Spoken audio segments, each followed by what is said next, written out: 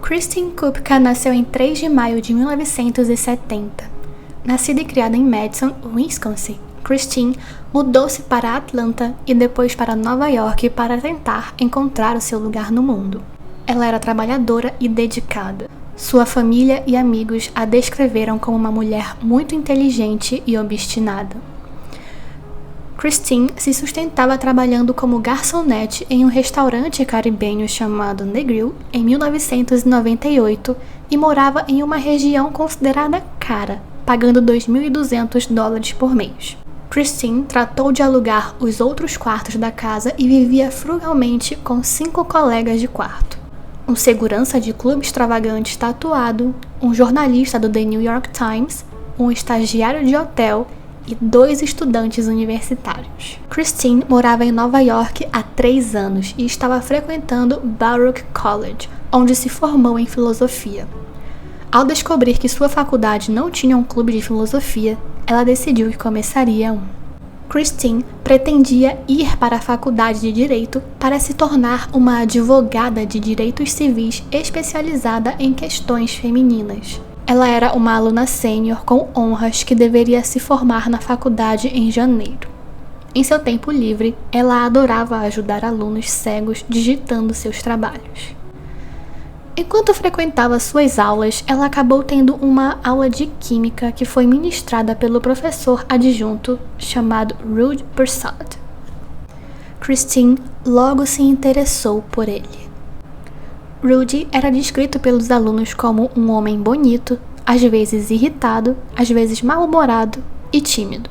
Christine achava sua timidez encantadora. Ela achava que se tratava de um homem gentil, honesto e ingênuo.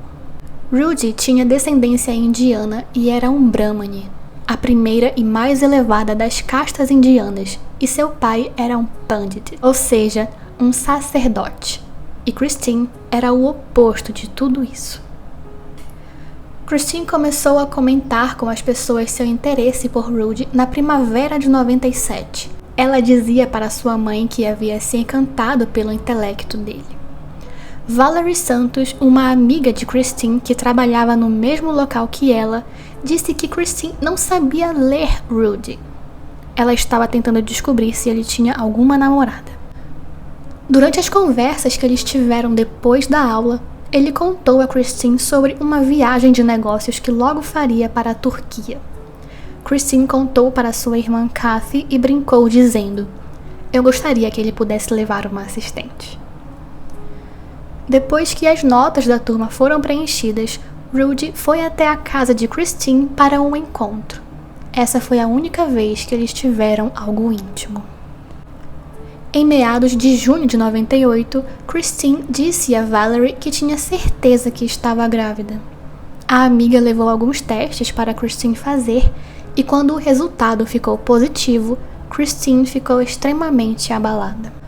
Levou pelo menos um dia para ela se controlar e disse: "Eu estou me formando em janeiro, tenho uma ótima casa, já tenho 28 anos e posso fazer isso." Christine tratou de ligar para o bip de Rudy. Quando ele atendeu, ela disse que tinha algo importante para conversar e perguntou se os dois podiam se falar pessoalmente. Rudy disse que estava ocupado, então Christine não teve outra alternativa a não ser contar logo. Depois da revelação, Rudy negou veementemente ser o pai da criança, pois havia feito uma vasectomia parcial. Em uma conversa subsequente, Rudy voltou atrás e começou a chorar copiosamente e implorou para que Christine tirasse a criança. Ele então revelou que havia acabado de se casar. Aparentemente, a viagem de negócios para a Turquia era a sua lua de mel e sua nova esposa também era da casta Brahmane. Ele começou a dizer para Christine que isso não podia acontecer, que ela ia arruinar a sua vida e que sua família iria renegá-lo. A cada vez que Rudy falava com Christine, ele pedia para ela tirar a criança, que isso arruinaria sua vida. Christine não queria um relacionamento com Rudy. Tudo o que ela queria era o registro paterno na certidão de nascimento da criança e alguma ajuda. Em julho, as conversas ficavam mais pesadas. Christine tinha medo que algo pudesse acontecer com ela e com o bebê. Tinha medo que ele pudesse tramar algo para acabar com sua gravidez e chegou a dizer para sua amiga Valerie: "Se alguma coisa acontecer comigo, ele provavelmente terá feito isso." Christine nunca disse que Rudy a ameaçou verbalmente, mas ela tinha medo de algo que nem ela conseguia explicar. Quando Christine disse que gostaria que Rudy tivesse um relacionamento com o bebê, ele disse que isso não podia acontecer, que sua esposa e pais iriam descobrir. Ele parou de ligar para Christine até que ela começou a ligar para ele. Uma colega de quarto de Christine atendeu a um telefonema em uma noite de julho. A voz do outro lado disse: "Você conhece alguém chamado Rudy Persad? Você acabou de ligar para o bip dele." Essa colega então respondeu que não e desligou. A mesma coisa aconteceu uma segunda vez. E na terceira vez, quem atendeu foi Christine, e a pessoa do outro lado da linha era a Rochelle, esposa de Rudy. Inicialmente, Christine disse que era apenas uma aluna de Rudy, até que da terceira vez, ela admitiu que teve um envolvimento com ele e que tinha uma razão pela qual ela estava tentando contato. Toda vez que Rochelle perguntava o motivo do contato, Christine dizia: "Você terá que perguntar dele." Até que finalmente Rochelle perguntou: "Você está grávida?" E Christine admitiu que sim. Christine sentiu muita empatia por Rochelle e a deixou saber que não estava tentando machucá-la, nem queria que a gravidez tivesse um grande efeito na vida de Rochelle. Ela se desculpou por perturbar a família e disse que queria que Rudy fizesse parte da vida de seu bebê, porque queria que seu filho tivesse bem-estar emocional e um relacionamento com ambos os pais. Christine planejava ser mãe solteira, mas ainda queria que seu filho conhecesse seu pai. Depois de alguns meses, Rudy e Rochelle sumiram da vida de Christine. Até que em outubro, Rudy voltou derrotado. Seus pais estavam fora da cidade e sua esposa havia o expulsado de casa. Ele estava dormindo no sofá de um primo. Ele de repente começou a ser muito legal com ela na gravidez, inclusive se voluntariando para ajudar no parto e pedindo para que o bebê tivesse nome hindu. Tudo isso deixou Christine muito confusa. Por que ele mudou de um extremo a outro em um período muito curto de tempo? "Se ele fizesse algo comigo, seria muito óbvio", concluiu Christine para seus amigos. Semanas antes de desaparecer, Christine estava otimista. Ela tinha $7.000 na sua poupança e já havia escolhido o hospital para o parto. No dia 24 de outubro de 98, Rudy foi buscar Christine em sua casa no Brooklyn por volta das 12h30 da manhã. Christine havia deixado uma mensagem de voz para sua irmã, dizendo que ela estava indo ver o novo apartamento de Rudy e que voltaria em breve. Quando a sua irmã Kathy não teve notícias da irmã naquela tarde ou naquela noite, ela começou a se preocupar. Quando a colega de quarto de Christine ligou na manhã seguinte para dizer que Christine ainda não havia retornado, a preocupação de Kathy se transformou em um alarme e pavor. Ela e seu marido Kevin pegaram o seu bebê Marshall e correram para a delegacia.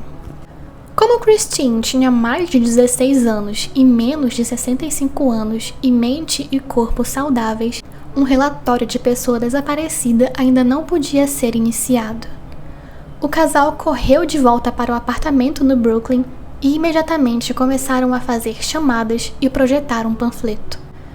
Kathy deixou uma mensagem para ela e para a mãe de Christine chamada Ellie Bodell, de 64 anos na época. Ela era tão livre quanto as suas filhas. Aos 56 anos, ela se tornou uma caminhoneira de longa distância. Ela estava na estrada e não recebeu a mensagem frenética de Kathy até 31 de outubro. Quando ela ouviu, ela disse: "Eu me sentei aqui em choque total." E então ela voltou para Nova York. Depois de preencher um relatório de pessoas desaparecidas alguns dias depois, o marido de Kathy, o Kevin, e ex-namorado de Christine, o Nick, descobriram onde Rudy morava e fizeram uma visita à sua casa questionando seu tio e sua mãe sobre onde Rudy estava. O tio de Rudy disse que ele saiu no sábado e só voltou no domingo à noite. A mãe de Rudy ligou para ele e o informou sobre os homens em sua casa. Então Rudy foi à delegacia e pediu uma escolta policial para a casa. Eles o escoltaram até a sua casa, enquanto Nick e Kevin olhavam com raiva enquanto eram mantidos do lado de fora de seu carro, sob a mira de uma das armas dos policiais. Houve então o seguinte diálogo. Onde está Christine? Kevin perguntou. Como eu deveria saber? Veio a resposta de Rudy. Nick então insistiu. Você matou Christine. Onde ela está? Respondeu. Eu não sei do que você está falando. E por que você não faz um boletim de ocorrência de pessoa desaparecida? A história que Rudy contou é patética. Ele disse que levou Christine a algum shopping center. Ele esperou em seu carro que ela voltasse das compras. Ele a deixou a 2 quarteirões de sua casa entre 3 ou 4 da tarde porque ela queria caminhar até uma loja de alimentos saudáveis. Ele não sabia para qual shopping a levou ou que loja de alimentos saudáveis era. A família localizou uma loja de alimentos saudáveis na área da casa de Christine e perguntou ao proprietário se ele a tinha visto. Ele disse que poderia tê-la visto naquela noite por volta das 7 horas, mas mudou de ideia e disse que não poderia ter sido Christine, pois a mulher que ele viu estava de calças cor de pêssego e Christine não possuía nenhuma calça que combinasse com essa descrição. E ela estava vestida toda de preto nesse dia. As autoridades só conseguiram interrogar Rudy uma vez, logo após o desaparecimento. Ele defendeu quase imediatamente e decidiu não cooperar mais. A família de Christine contratou um detetive particular que declarou publicamente que acha que Rudy é responsável pelo desaparecimento dela. Ele nunca foi acusado e manteve sua inocência.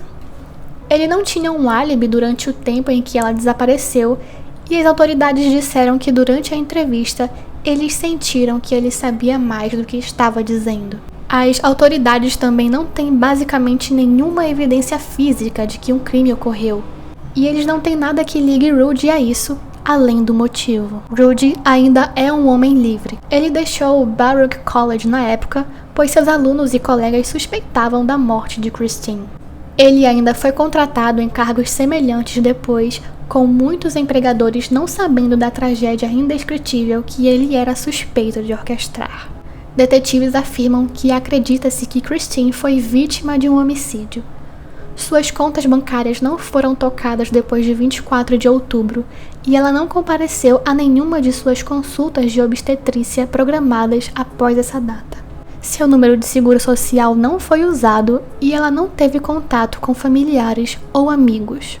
O então comandante do Departamento de Pessoas Desaparecidas do Departamento de Polícia de Nova York, o tenente Philip Mahoney, disse: tinha um cara com um motivo. Ele foi o último visto com ela. Você não pode ignorar isso, mas ainda não faz sentido. Não é crime ser a última pessoa vista com alguém. Não é crime para um cara casado engravidar a namorada. É uma pena, mas não um crime. Você pode até dizer, tenho muitos motivos para querer que ela se vá, mas ainda assim, você não será preso por isso. Nosso maior medo é ela estar deitada em uma vala em algum lugar. Uma loja anteriormente de propriedade de um dos parentes próximos de Rudy foi o foco da polícia em 2010. Eles desenterraram o piso do porão depois que fragmentos de ossos foram encontrados, mas testes afirmaram não se tratar de restos humanos. Christine era uma mulher branca de 28 anos que estava grávida de 5 meses quando desapareceu.